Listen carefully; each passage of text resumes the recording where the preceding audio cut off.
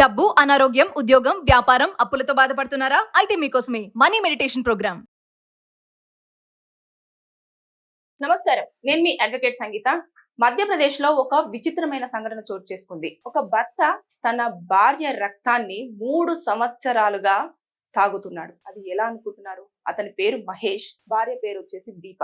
ఆయన రోజు ఒక సిరంజి తీసుకొచ్చి ఆవిడ బాడీలో గుచ్చి ఆ సిరంజి మొత్తం ఫిలప్ చేసి గ్లాస్ లో దాన్ని వేసుకొని రోజు తాగుతూ వస్తున్నాడు. అలా 3 సంవత్సరాల నుంచి చేస్తున్నా కూడా ఆవిడ తల్లిదండ్రులకు చెప్పింది, అలాగే బంధువులతో చెప్పింది. అంటే అది సరదాగా తీసుకున్నారు వాళ్ళు. కానీ ఆవిడ గత కొంతకాలంగా ప్రెగ్నెన్సీ రావడం వల్ల నాకు రక్తం తీయొద్దు, నన్ను ఎవరు పట్టించుకోవట్లేదు అని చెప్పేసి చాలా ఆవేదన వ్యక్తం చేసింది భర్తతో. అయినప్పటికీ కూడా భర్త ఆవిడ మాటలు వినిపించుకోకుండా ఇంకా రోజు ఆవిడ బాడీలో నుంచి రక్తం తీయాలి, తాగేసేయాలి. అసలు ఆయన మనిషా లేకపోతే జంతువా అసలు ఏమీ అర్థం కాలేదు. చాలా కొట్టడము, తిట్టడము, ఆవిడని చూస్తే కూడా చాలా ఇట్లా బక్క పలచగా అయిపోయింది. అంటే రోజు రక్తం తాగుతూ ఉంటే మనిషి ఎలా ఉంటారు? ఆవిడ బాడీ లోపల ఇంకా ప్రెగ్నెంట్ అన్నప్పుడు ఎక్కువ బ్లడ్ బాడీలో ఉండాలి. అలాంటిది ప్రెగ్నెంట్ వదిలేయండి అని కాళ్ళ వేళ్ళ పడి భర్తను బ్రతిమలాడుకున్నా సరే కొట్టి తిట్టి గోడకేసి కొట్టేసి మరి అలా చాలా అమానుషంగా బిహేవ్ చేసి ఆ రక్తం తీసుకొని తాగేసేవాడు. అంటే అవన్నీ కూడా చదువుతుంటే చాలా ఇబ్బందిగా అనిపించింది. ఇంకా అది తట్టుకోలేక ఆవిడ ఏం చేసింది, పేరెంట్స్ కు చెప్తే ఇంకా భర్త అంటే అలాగే ఉంటాడు, అడ్జస్ట్ అయిపో అని చెప్పే తల్లిదండ్రులే చాలా మంది ఉంటారు. ఎందుకంటే పరువు పోతుంది అని చెప్పేసి అనడానికి. అలాంటి టైంలో ఆవిడ దగ్గరలోని పోలీస్ స్టేషన్ కి వెళ్ళి, ఇట్లా నా భర్త నన్ను ఇబ్బంది పెడుతున్నాడు, నా రక్తం తాగుతున్నాడు, నాకు చాలా భయం వేస్తుంది, ఇదిగో చూడండి అని ఇవన్నీ చూపించినా కూడా, ఏంటమ్మా ఏదన్నా మీరు గొడవ ఉంటే ఇంట్లో చూసుకోండి, ఇలా వచ్చేసి పిచ్చి పిచ్చి కేసులను మీరు పెట్టొద్దు అని చెప్పేసి వాళ్ళు చెప్పి పంపించారు.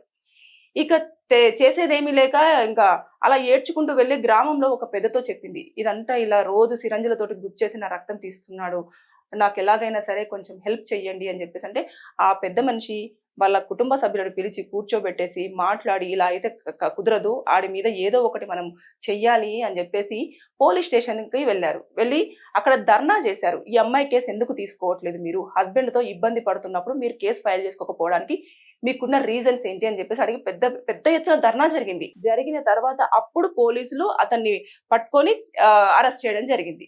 అంటే ఇంత చేస్తే గాని ఒక ఆడపిల్ల ఇబ్బంది పడుతున్నాను అని అంటే ఈ మధ్య కాలంలో పట్టించుకునే రోజులు పోయాయి.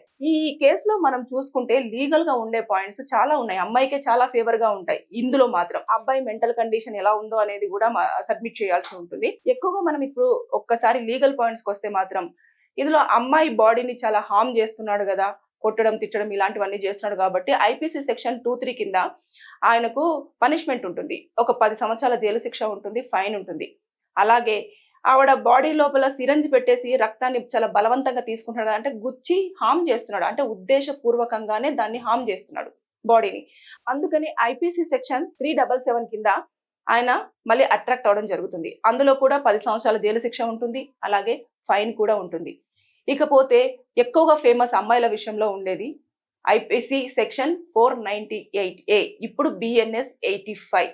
ఆ కేసు ఇప్పుడు ఈ అమ్మాయికి వర్తిస్తుంది కదా. దాంట్లో కూడా భర్త చాలా వరకు హార్మ్ చేస్తున్నాడు, మానసికంగా శారీరకంగా ఇబ్బంది పెడుతున్నాడు కాబట్టి ఈ కేసు కూడా అట్రాక్ట్ అవడం జరుగుతుంది. అందులో వచ్చేసి 3 సంవత్సరాల జైలు శిక్ష ఉంటుంది, ఫైన్ ఉంటుంది. అంతేకాకుండా ఇంకా ఆ అమ్మాయి ఇవన్నీ కేసులు కూడా ఏవైతే నేను చెప్పానో ఐపీసీ సెక్షన్ 326, అలాగే ఐపీసీ సెక్షన్ 377, అలాగే 498A బిఎన్ఎస్ లో లెక్కలో చూసుకుంటేనేమో బిఎన్ఎస్ 85.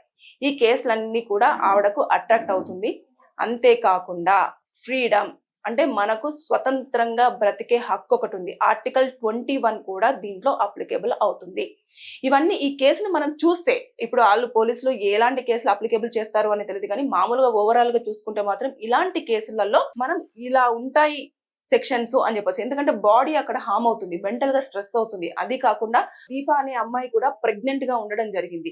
ఇలాంటి సందర్భంలో ఇవన్నీ కూడా తనకు అట్రాక్ట్ అయ్యే అవకాశాలు ఉంటే ఎక్కువ చూసేసుకొని, ఒకవేళ నిజంగానే ఆయన మెంటల్ కండిషన్ బాగా ఉంది, ఎలాంటి ఇబ్బంది లేదు, కావాలనే భార్యని ఇబ్బంది పెట్టడం కోసమే ఆయన రోజు రక్తం తీసుకొని తాగడం జరుగుతుంది, ఇలా 3 సంవత్సరాల నుంచి కూడా భార్యని ఇబ్బంది పెడుతున్నాడు అని చెప్పేసి కనుక ఆయనను ఎప్పుడైతే సైకియాట్రిస్ట్ దగ్గరికి పంపించినప్పుడు ఆయన మెంటల్ స్టెబిలిటీ అంతా కూడా చూడడం జరుగుతుంది. చూసిన తర్వాత అప్పుడు అతను ఫిట్ గా ఉన్నాడు, ఎవ్రీథింగ్ ఈజ్ గుడ్, ఆయన మెంటల్ కండిషన్ అంతా అనుకున్నప్పుడు ఆయనకు నేను చెప్పినట్టుగా 10 సంవత్సరాల జైలు శిక్ష పడే అవకాశాలు ఎక్కువగా ఉంటాయి. అంటే ఎంత మానసికంగా అమ్మ ఇబ్బంది పడుతుంది, బయటికి వెళ్ళనివ్వడు, ఎవరితో మాట్లాడనివ్వడు.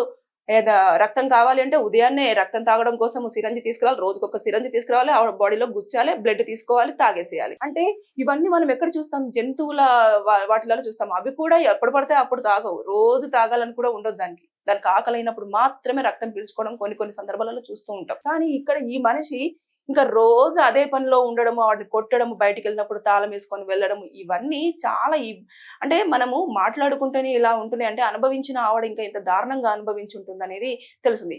ఇంకా ఆవిడకి చాలా ఇందులో చూసుకుంటే రైట్స్ కూడా ఉంటాయి. ఇప్పుడు భర్త ప్రవర్తన అలా ఉంది కదా, ఒకవేళ ఇన్ కేస్ ఆయన మెంటల్ కండిషన్ బాగానే ఉంది, అతనికి ఎలాంటి ఇబ్బంది లేదు అని చెప్పేసి ఒకవేళ వచ్చింది, జైలు నుంచి బయటకు వచ్చి భర్తతో ఉండాలి అని చెప్పేసి అంటే ఆవిడ ప్రొటెక్షన్ ఆర్డర్ కూడా తీసుకొచ్చుకోవచ్చు, కోర్టు నుంచి తీసుకొచ్చుకోవచ్చు. అంతే, ఏమైనా చేస్తాడు, నాకు ఇలాంటి హాని ఉంటుంది అని చెప్పేసి ప్రొటెక్షన్ ఆర్డర్ తీసుకోవచ్చు. అలాగే ఇంజంక్షన్ ఆర్డర్ కూడా, భర్త నా దగ్గరికి రాకూడదు అని చెప్పేసి ఇంజంక్షన్ ఆర్డర్ కూడా ఆవిడ తీసుకోవడానికి ఆవిడకు అన్ని రకాల రైట్స్ ఉంటాయి. ఈ లెక్కన చూసుకుంటే ఇలాంటి వాళ్ళు అంటే మనకు ఈ డిజిటల్ మీడియా అనేది ఎక్కువ అవడం వల్ల ఇలాంటి రకరకాల ఇబ్బందులు అనేవి మనం చూస్తూ ఉన్నాం.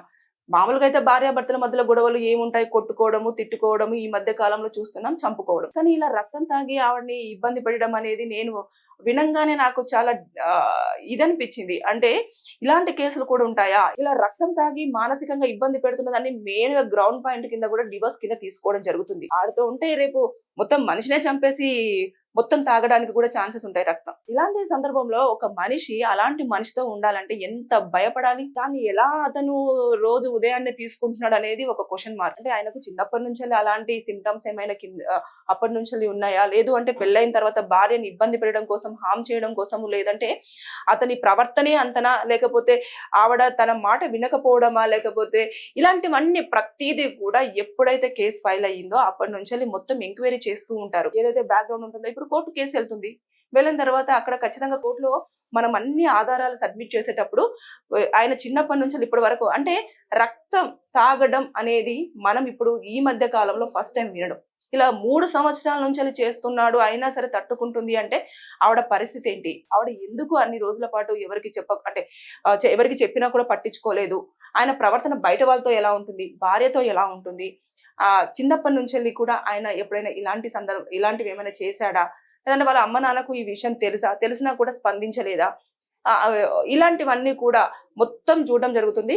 ఎప్పుడైతే కోర్టుకు వెళ్తుందో అప్పుడు ఇవన్నీ చేసిన తర్వాత సైకియాట్రిస్ట్ దగ్గర తీసుకున్న ఆ మెడికల్ రిపోర్ట్ ని కంపల్సరీగా కోర్టులో ప్రొడ్యూస్ చేయాల్సి ఉంటుంది. ఈ నేపథ్యంలో ఇవన్నీ చూసుకుంటే కూడా మధ్యప్రదేశ్ లో జరిగిన ఈ సంఘటన మాత్రం ఈ మధ్య కాలంలో చాలా మందిని కలిచివేసిందని చెప్పేసి అనుకోవాలి. 3 years నుంచి రక్తం తాగడం ఏంటి, అది కూడా ప్రెగ్నెంట్ గా ఉన్న అమ్మాయిది 3 సంవత్సరాల నుంచి తాగుతున్నాడు, ఇంకా ఆపేసే చాలు, నేను ప్రెగ్నెంట్ అన్నా కూడా వదిలేయకుండా తాగి చాలా హింసించడం అనేది చాలా దారుణం. చూసాం కదా, ఈ ఐపీసీ సెక్షన్స్ అన్ని కూడా ఆయనకు అట్రాక్ట్ అవడానికి ఛాన్సెస్ ఉంటాయి. పోలీసులు కనుక మంచిగా ఇవన్నీ ఎంక్వైరీ చేసి కనుక పెడితే 10 సంవత్సరాల వరకు జైలు శిక్ష పడే అవకాశాలు ఉన్నాయి. Thank you.